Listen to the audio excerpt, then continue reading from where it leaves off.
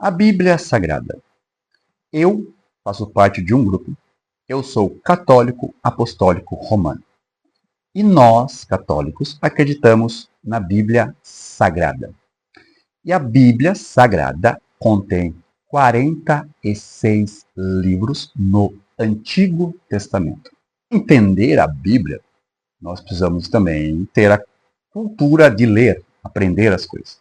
Uma maneira muito simples de começar, então, a ler e entender, você precisa conhecer as 4 regras da oratória, em que Aristóteles explica como funciona. Certo? Então, temos a poética, temos a retórica, temos a dialética e temos a lógica. Se você usar essas 4 ferramentas, você é capaz de escrever um livro, fazer um filme, fazer uma novela, fazer uma peça de teatro, etc. Se seguir esses 4 regrinhas, você vai ter todas essas artes que nós conhecemos que existentes para o mundo. Dentre elas, o livro. A Bíblia em si, ela é rica em poesia, em parábolas, em simbólica, alegoria. Tudo isso é um conjunto de informações para que a gente possa ter entendimento. Então, esses 46 livros relatam exatamente essa obediência para com Deus. Porque em Gênesis, presta atenção, Gênesis, quem escreveu foi Moisés. E Deus narrando para Moisés. Então ali já no começo a gente já vê o pecado, né? Tipo, o ser humano, Adão e Eva, eles negando a Deus e fazendo o que quer. Porque isso é uma simbólica, que quando Deus fez tudo, ele já sabia como ia ser. Então, essa simbólica de Adão e Eva negando o Pai é exatamente como eu e você. Imagina, se uns tempo atrás, assim, né, desde quando a gente nasceu, a gente falasse só sim para os nossos pais. Qual a realidade de hoje? Fazemos ideia. Então, eu falei muitos não, e etc. Você também fez, e assim vivemos. Então, Deus já está explicando. Olha, a ideia é vocês obedecer o pai de vocês, entendeu? E o resto é consequência. Mas, se você não obedecer, vai dar ruim. Que aí, ao comer o fruto do conhecimento, né, você vai ter que buscar o conhecimento mesmo. Então, aquela coisa, né, nós vivíamos com os pais e depois nós saímos para a vida e vimos que a vida é bem diferente. Né? Tipo, olha, em casa eu tinha tudo, na vida eu tenho que correr atrás de tudo. É exatamente o que o Velho Testamento nos explica. Olha, Deus fez um combinado. A terra está aí e me obedeça. E Adão e Eva desobedeceu. Nessa desobediência, então, eles caem em pecado. E aí começa a nossa história. E é o que nós vivemos até hoje. Então, nós temos que aprender a obedecer o Pai.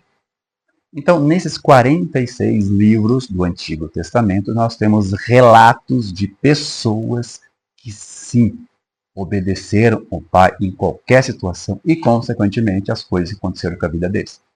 Porque também, né, nossa crença católica é que a Terra é só um momento. A vida mesmo é lá com o Pai. E claro, se você for obediente, seguir as regras, etc, etc, etc, é aí que você vai ter, senão você vai para outro lugar. E aqui é passageiro. É por isso que nosso grande segredo, nós temos um segredo. Nós temos um segredo que sabemos que isso aqui é passageiro. Então nós estamos vivendo, tentando, né, que não é tão fácil, mas tentando seguir as regras, seguir o que Deus nos ensina. Então, exemplos. Se você acha que a sua vida está cheia de problema, imagina. Eu sei que você tem problema, também tem, todos temos. Mas, se você ler o livro de Jó, vou confessar que quando eu leio o livro de Jó, eu tenho até medo de ler, sabe? Eu fico, nossa, eu estou no céu, eu estou no paraíso, comparado a tudo o que aconteceu com Jó. Tanto que tem a paciência de Jó. Jó foi ali vivendo todos os tipos de problema existiu na vida dele, ele conseguiu, seguindo, sendo obediente e tá lá. Temos Tobias, o livro de Tobias também, é experiência pura ali da pessoa seguindo os mandamentos de Deus, etc, etc. Temos Judite. Então temos vários exemplos ali de pessoas que realmente foram obedientes ao Senhor, e aí o Senhor deu a graça. Teve outro caso também, né? Que Deus falou, sacrifique o seu filho. Traz aqui. O cara levou mesmo. E na hora, falou, não. Só queria saber realmente se você me amava, se você me obedecia. Né? Imagina hoje em dia, né? Nós, crentes em Deus, aí Deus traz seu filho para o sacrifício. Né? Imagina. Não vai acontecer, porque isso já foi. Já aconteceu, então. É apenas para nós usarmos essa simbólica de obediência e tentar no nosso dia a dia. Se você está com uns problemas, querendo entender a vida, entender os outros, o livro de Sabedoria e Eclesiastes é um absurdo. É uns tapa na cara que a gente leva. Olha só, agora entendi o meu vizinho, agora entendi minha tia, agora entendi eu, agora entendi. Porque o livro de Sabedoria e Eclesiastes é sabedoria pura mesmo. Provérbios, então, meu Deus. Os provérbios você entende seu dia também, sabe? Faz você entender. Se você tiver, sei lá, estudando direito, aprende direito, né? Enfim, o livro de Juízes, o livro de Reis, sabe?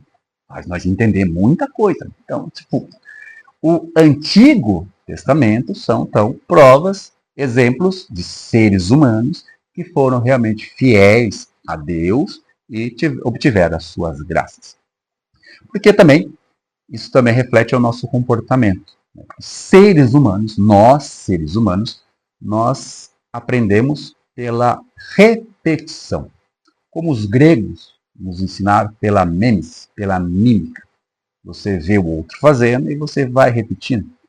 Que até temos uma frase bonita, antiga de Renato, que é: você não entende seus pais, mas vocês são crianças iguais a eles. Né? Porque todos nós, como primeiro momento, repetimos as ações de nossos pais. Não o que eles falam, não mesmo, mas o que eles fazem. Então, nós vamos vendo aquilo e vamos repetindo. Então, desde o andar, a comer, etc. Então, vamos repetindo outros seres humanos. E a própria Bíblia nos ensina, então, vamos repetir um outro ser humano. Que aí entramos no Novo Testamento. Que o Novo Testamento aí é a prova, né, que Deus usou vários profetas, que a gente lê ali no Elias, a gente lê no Antigo Testamento, e outros, Moisés, etc. A gente vê que, olha, vai vir um Salvador. Deus vai mandar o Salvador, apenas confie, acredite, e aí segue o rolê. E realmente, aí no Novo Testamento, que nós temos então a vinda do grande Salvador, que é Jesus, que é o Verbo se fez carne. Então, Deus veio e veio viver como nós, sabe? Vê que nem nós mesmo, sabe? Os problemas que nós temos na vida, de crescer, de andar, de comer, de beber, enfim, tudo isso, Deus se fez verbo e viveu realmente entre nós. E aí que vem o negócio louco. Que até então, no Antigo Testamento, são realmente pessoas que tiveram experiência falando sobre ela. No Novo Testamento, são pessoas falando sobre um único ser humano. O único ser que realmente veio para nos salvar, que é Jesus. Em nenhum momento tem o livro de Jesus. Jesus falando, olha, ele fala o seguinte, não. São relatos de pessoas que conviveram, que ouviram, que tiveram suas bênçãos, etc., do homem. E aí, então chegamos no Novo Testamento. O Novo Testamento é a comprovação, né, quando Deus manda Jesus, o Verbo se fez carne, ele vive entre nós, que é a prova que profetas antigos, Elias, Moisés, todos eles falavam que viria um Salvador. Deus ia mandar o Salvador. E Deus manda esse Salvador, que é Jesus. Mas aí você vai olhar no Novo Testamento, diferente do Antigo Testamento, onde são pessoas falando, né, da sua própria vida, suas experiências. Ali não, ali são pessoas, novamente, falando da experiência que tiveram direta com Jesus. E no começo nós temos 4 evangelistas, né, que explicam o evangelho de Jesus, que, olha que louco. Se você olhar o primeiro, é Mateus. Mateus, ele realmente viveu com Jesus. Tava lá, dia a dia, face a face, trocando ideia, convivendo com o cara. Então, o que Mateus fala, o cara tava do lado, né? O outro, João, amo demais João, João é maravilhoso. João também, viveu com o cara. Tava ali, tanto que no começo o João era mais brutão, né? Filho do trovão. Depois a gente vê ele chamando nós de meus filhinhos. Conversão realmente, né? Quando João entendeu Jesus. E temos Marcos, certo? Marcos não era, não estava junto. Mas Marcos era apóstolo de Pedro. E Jesus fala: Tu és pedra, em ti erguirei a minha igreja. Então Marcos era discípulo, né, desse Pedro, do nosso Papa. Então realmente, então, ele escrevia. Até gosto de falar que Marcos era o Platão de Sócrates, né? Então, foi escrevendo o que Pedro falava, que realmente viveu com ele, né? Então, realmente ele sabe o que está falando. Mas o mais louco mesmo é Lucas. Lucas. Quando eu vi a história de Lucas, né, que eu falo, você lê a Bíblia, você tem que ler outras histórias, entendeu? Senão não vai fazer sentido. Lucas foi o mais doido. Lucas era um polímata. Se você pesquisar, ele era médico. Ele era médico, ele era advogado, escritor, músico, matemático, poeta, né, escritor, já falei. Enfim. O homem era foda, foda, foda. O homem, naquela época, ele era romano, certo? Como até hoje existem umas pessoas que se acham superior às outras, né? Então, naquela época, os romanos eram cotados como seres humanos e os demais eram tudo escravos. Né? Então, não era escravo, sim, tipo, era tratado como sub-humano, então era lixo, ralé. E Lucas, ele trabalhava, né? Ele era romano, ele trabalhava ali, pô. Ele era empreendedor e também prestava ali CNPJ, com certeza, o Império Romano. Um belo dia ele acordou e aí acho que, né, veio na agenda, né, abriu o WhatsApp, deixa eu ver, o que tem que fazer hoje, né? Olha só. Hoje, aí tinha lá o e-mail, né, falando assim para ele, hoje você vai lá para não sei aonde, temos um judeu que está preso, que está falando aí do tal de Jesus. Nós já temos todas as provas contra, então ele já será condenado, mas como o direito exige que alguém vá lá defendê-lo, nós estamos chamando o senhor para ir lá defender o cara. Mas saiba que já era, já está tudo certo, já, entendeu? Você pode fazer o que for lá, só para nós dizer que tem. E Lucas foi. E esse cara era nada mais, nada menos que João. Então, filho de trovão. E João estava preso. Diferente dos outros, né, apóstolos que todos morreram de forma desumana, né, o mais sucio foi Pedro, que morreu crucificado de cabeça para baixo. Não quero ser igual ao meu mestre, não tenho mas o mais suave foi Pedro, imagina o resto. Um que arrancou a pele, enfim. E João estava na vida também, estava preso e ia ser morto. E aí Lucas chega lá, então, começa a ouvir João. E é notório ali que só de ouvir João, Lucas já se converteu. Enfim, mas, aí colocou. O Lucas ouviu tudo que João falou. Assim, e aí o que ele fez? Saiu recolher provas.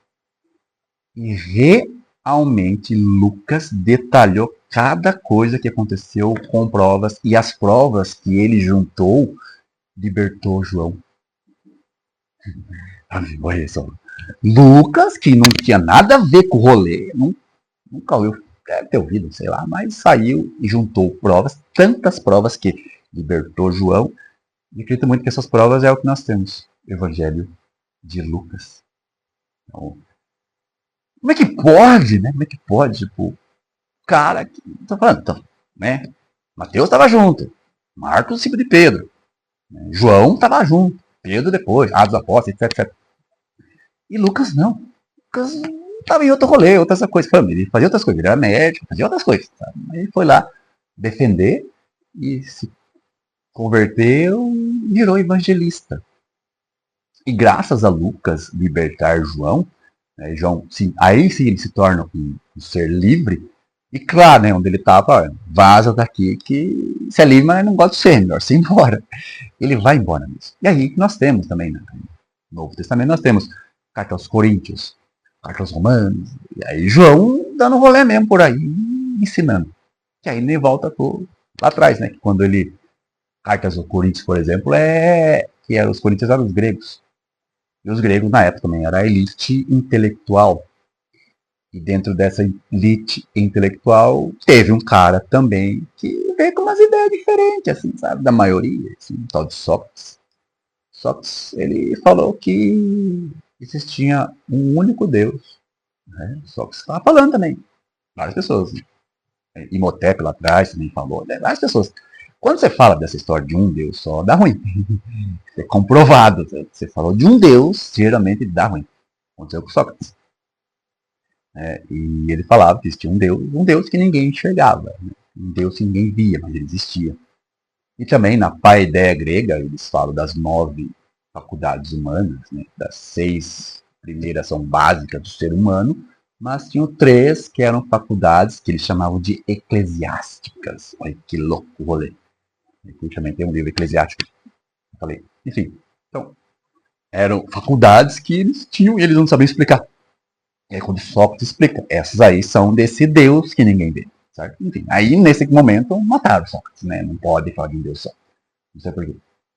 E depois, então, João vai, então, né, para a Grécia, e ele começa, então, entendendo como eles estavam falando, o que eles pensavam, o que eles achavam, e aí se ele consegue introduzir Jesus. Né? Então, tá vendo esse Deus que ninguém vê? É Jesus, é Deus. E aí a galera começa a entender, começa a se converter, e aí a igreja começa a crescer realmente.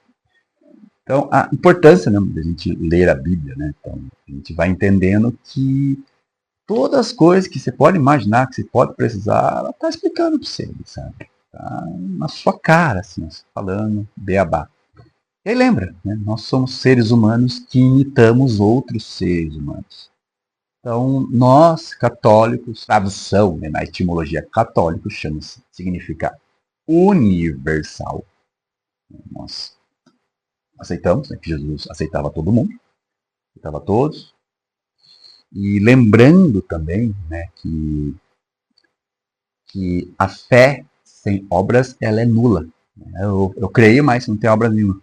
Tanto que nos relatos de Jesus a gente vê, né, tipo, o cego, né, os 10 cegos no caso, que acreditaram em Jesus, não só acreditaram, eles foram até Jesus, falaram, Jesus, eu acredito em você que você vai me curar. Ele curou mesmo.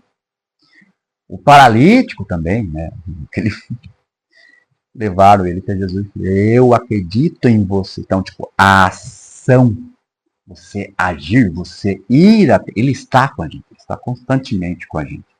É nós que se afasta, né? Então, o católico ele é universal. E também, como sou católico, sou catequista, eu gosto de falar que, além de universal, nós somos pecadores. E Jesus ama o pecador. Jesus odeia o pecado. Então a ideia nossa católica é pecar menos. Né? Tipo, olha, já pequei muito nisso, né? Aí você vai lendo sabedoria, você vai lendo, olha, quanta coisa estou pecando. Até mesmo, né? Acontece, você fala, olha, não peco mais nisso. É exatamente essa salvação, né? Que a gente, então, por imitação, tentamos imitar Jesus. E Jesus é tão mágico, você vê assim, como não acreditar no cara, porque todas as falas do cara, ele zera as 4 regras da oratória. As falas dele tem poética, tem retórica, tem dialética, tem lógica. Ele falava por parábolas. E mostrar para você como às vezes é difícil entender, né?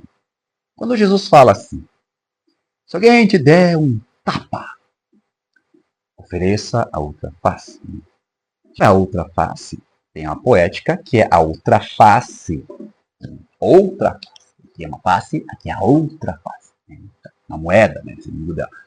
Então, se você Porque o tapa foi a ação última, certo? Mas antes desse tapa acontecer, tem uma situação desse ser humano, né? Que ele está agindo como?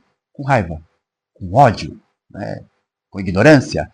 E qual é a outra face? O amor. Então, se alguém te der um tapa, não é pra você dar outro tapa, que aí você está agindo igual, sabe? Você está fazendo a mesma coisa. Aí te deu um tapa, você está dando outro. Não. Deu um tapa, você vai fazer outro, certo? Contrário. Outra face. Então, Jesus fala de parábolas, você pensar, né? Então, a outra face você não dá. Então, é contrário disso, é o amor.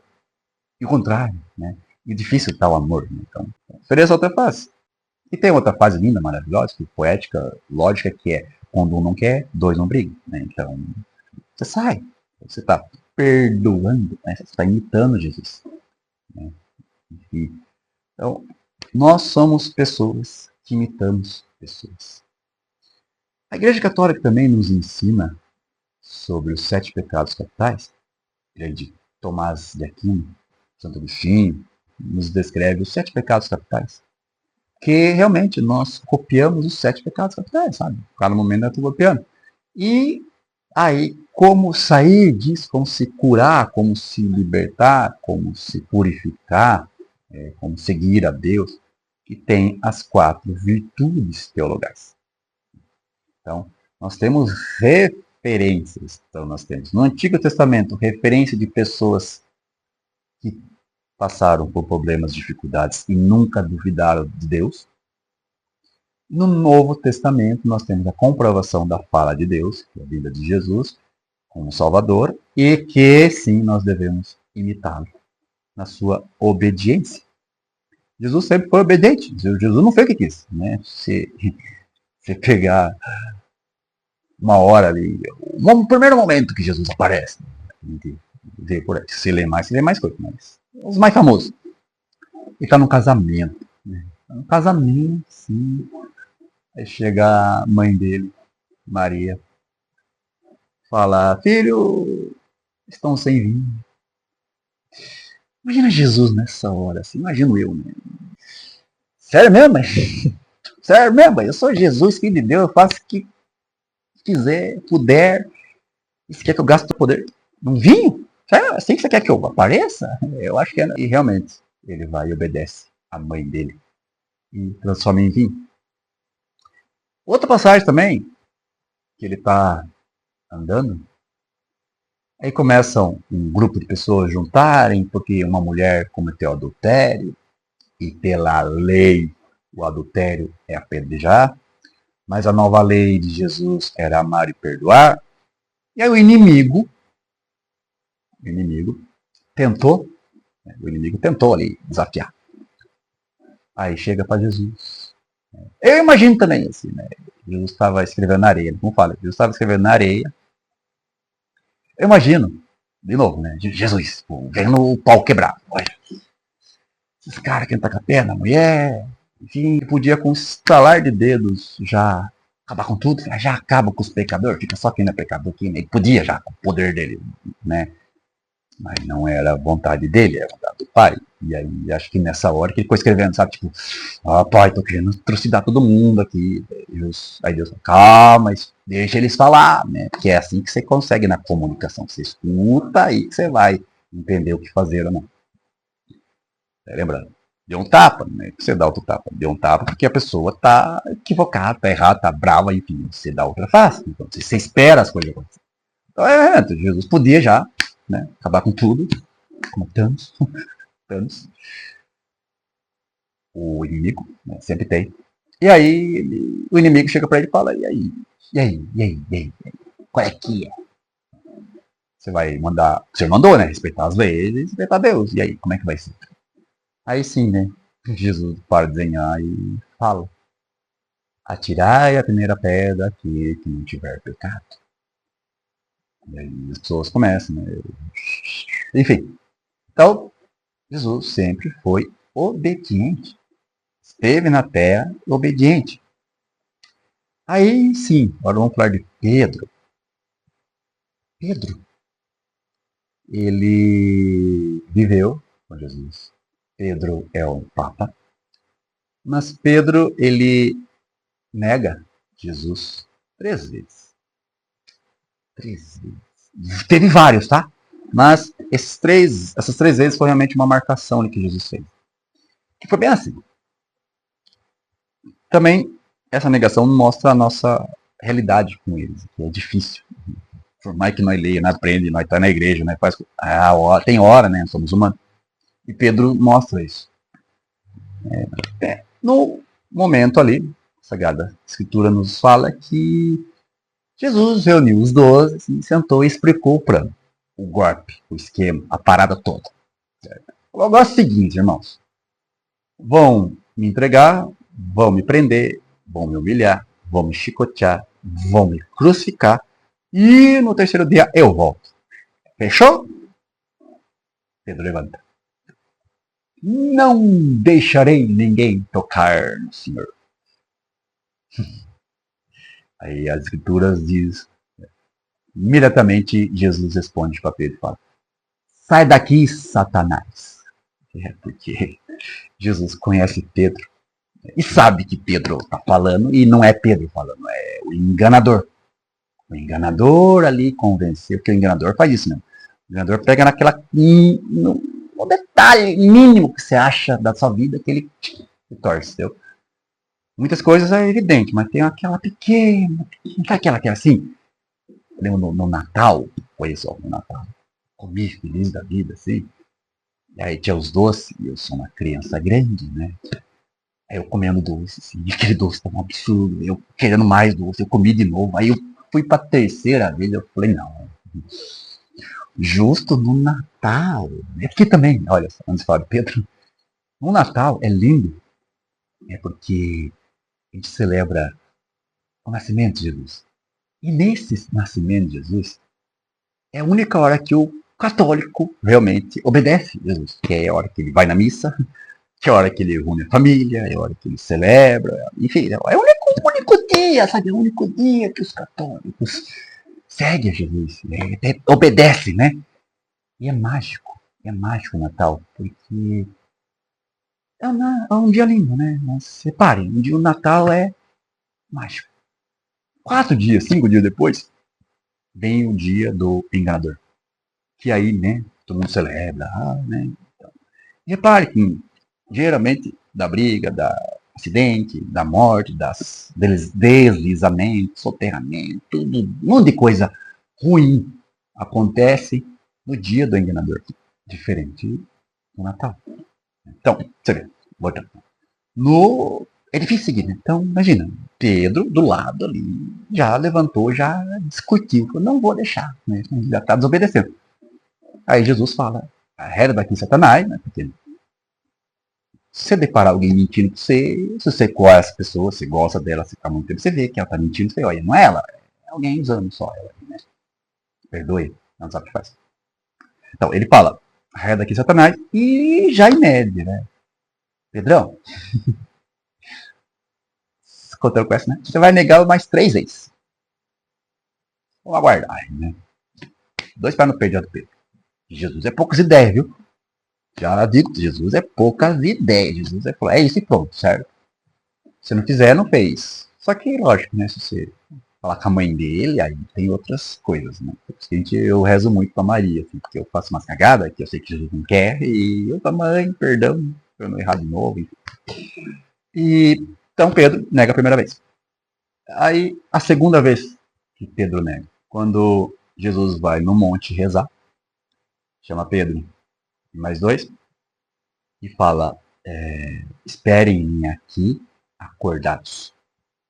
E Jesus sobe e vai orar. E quando Jesus volta, os 3 estão dormindo. É a segunda vez que Pedro nega Jesus. Pedro, do lado do homem, nega o homem. É por isso que no Natal eu quero comer pai, eu vou negar a gula nesse Natal. Enfim. E a terceira vez é quando, né, Judas entregou ele, Judas vem dar um beijo nele, vem os caras prender, aí Pedro de novo vai e corta a orelha do soldado. É a terceira vez que Pedro nega Jesus na presença do homem. Aí, lógico, isso foi necessário. Aí, lógico, depois ele vai falar mesmo, né? Fala lá, você tava junto, eu não. Você acha que não? Aí que nós. Eu neguei 3, 4, 5, 200 vezes, né? Lembra da. Quando ele tava andando na água assim, Jesus falou, vem, ele foi e caiu, ô louco, tá desconfiando, não acredita em mim. Né? Tem vários momentos. Vários. Enfim. Mas, com a constância, por isso que existe a missa, por isso que a gente vai toda vez, por isso que tem os ritos, né? Tipo, é assim, desse jeito. A tradição é essa, então. Existe uma tradição. Né? Então, tipo, você errou, você peca, você levanta, começa de novo, não peca mais, etc. Então, isso é a Bíblia Sagrada para nós, católicos. Eu sou Valdir, neuroterapeuta teatral. Eu só me divirto e amo você.